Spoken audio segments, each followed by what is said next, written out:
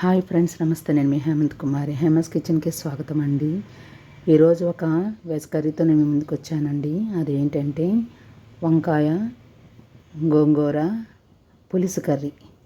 Okay friends, వంకాయ గోంగూర పులుసు కర్రీకి ఎలా తయారు చేయాలో మనం ఇప్పుడు చూసేద్దామా.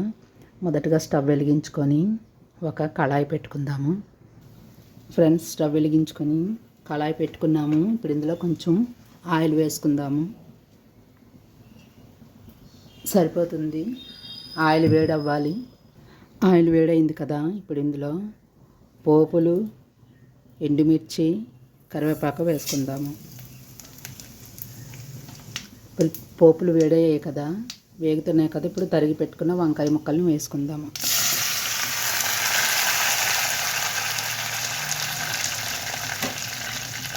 శుభ్రంగా కలపాలండి.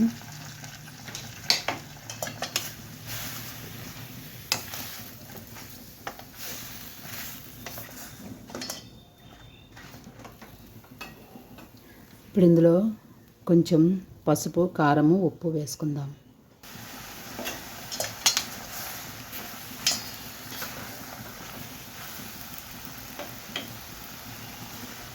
చూస్తున్నారు కదా ఫ్రెండ్స్, పసుపు, కారం, ఉప్పు ఇవన్నీ ఇందులో వేసేసుకుందాము. శుభ్రంగా కలిపి మూత పెట్టుకోవాలి.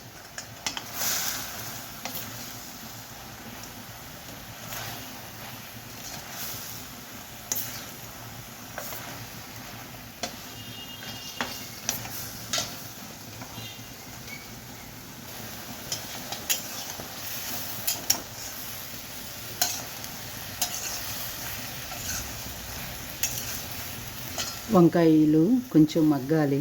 ఇప్పుడు దీని మీద మూత పెట్టుకుందాము. ఒక 2 నిమిషాలు. ఇప్పుడు చూద్దాం ఫ్రెండ్స్ ఎంతవరకు వచ్చిందో. కొంచెం వేగింది కదా.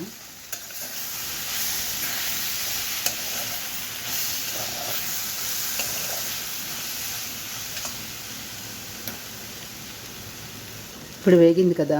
ఇప్పుడు ఇది గోంగూర అండి. గోంగూర ఆకులు శుభ్రంగా కడిగేసి ఉడకబెట్టి స్మాష్ చేసుకునేది. ఇప్పుడు ఇది ఇందులో వేసుకుందాము. వంకాయలో శుభ్రంగా కలపాలి.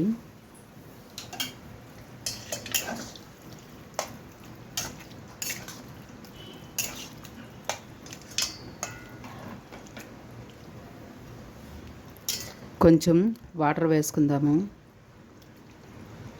ఇందులో కొంచెం వాటర్ వేసుకొని కలుపుకొని మూత పెట్టుకుందాము. చిన్న బెల్లం ముక్క కూడా వేసుకుందాము.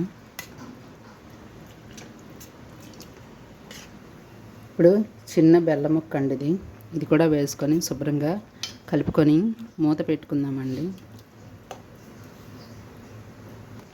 బాగా రెండు కూడా మిక్సింగ్ అవ్వాలి. ఫ్రెండ్స్, ఇప్పుడు ఇందులో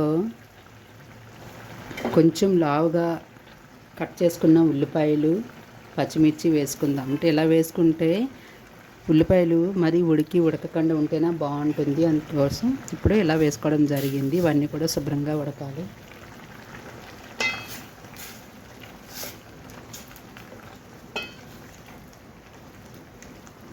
ఇప్పుడు మూత పెట్టుకుందాము. 1 నిమిషం పాటు చాలా సరిపోతుంది.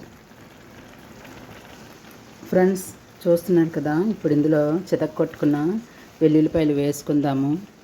వెల్లుల్లిపాయలు ఇంత చిన్నవి కాకుండా పెద్దగా ఉంటే ఇంకా బాగుంటుందండి. ఇప్పుడు వెల్లుల్లిపాయలు వేసుకున్నాం కదా, ఒక 30 సెకండ్స్ మనం ఉంచుకొని దించేసుకోవచ్చు. ఇంకా మీకు గోంగూర పులుపు చాలా పోతే మరి కొంచెం నిమ్మకాయ కానీ చింతపండు కానీ పులుసు వేసుకోవచ్చండి. ఒక 30 సెకండ్స్. ఎంతవరకు వచ్చిందో చూద్దాం ఫ్రెండ్స్. చూస్తున్నారు కదా, దగ్గర అయిపోయింది. ఇప్పుడు మనం స్టవ్ ఆఫ్ చేసుకొని, నేను మటుకు పులుపు వేయలేదండి, స్టవ్ ఆఫ్ చేసుకొని ఈ కర్రీని ప్లేట్లోకి తీసుకొని గార్నిష్ చేసుకుందాము. చూస్తున్నారు కదా ఫ్రెండ్స్, చాలా రుచికరమైనటువంటి పుల్లగా ఉండేటటువంటి గోంగూర వంకాయ పులుసు కూర. ఈ కర్రీ వేడివేడి అన్నంలోకి బాగుంటుందండి, చపాతీల్లోకి బాగుంటుంది,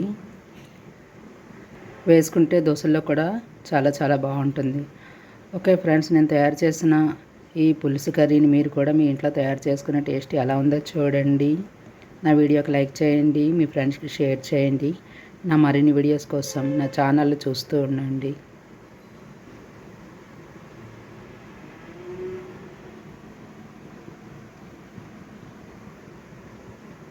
thank you so much friend.